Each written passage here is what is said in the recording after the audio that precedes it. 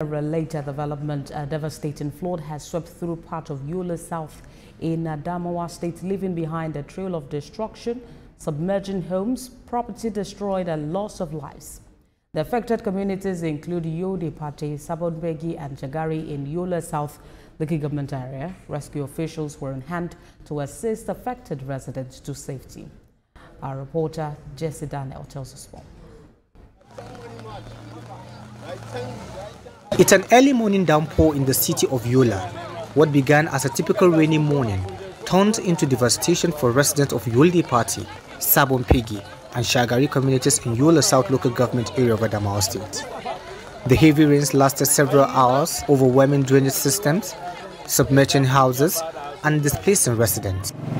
Since we have been mopping inside the room, even in my parlor and my bedroom, the water is up to this level. So since around 2-3 a.m. this morning, we have been struggling for that. So we are still packing the waters inside the house out now. This place has just been worked upon. It's not even long. The government, the state governor, Governor Fintri, did something here. There's this Chinese company up there in the hills that did one particular small dam like this now to do their own work.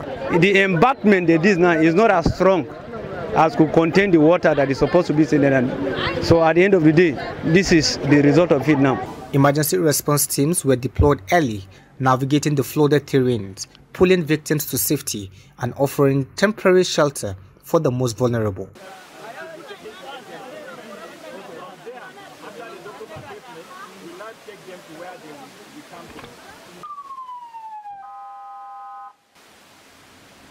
Yeah, we have casualties, and initially when we went to the hospital with the deputy governor, we are made to understand that about 42 are receiving treatment at the Federal Medical Center, and that 2 are confirmed dead.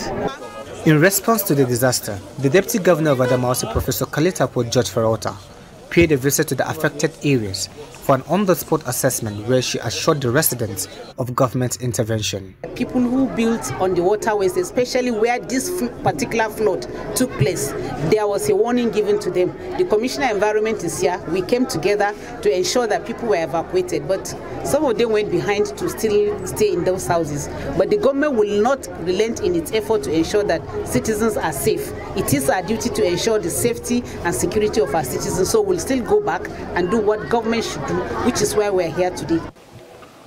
As residents like Ugochukwu and Kubi Anthony count their losses, government at all levels are promising to intensify effort to prevent future occurrence. JC Daniel, TVC News, Yola.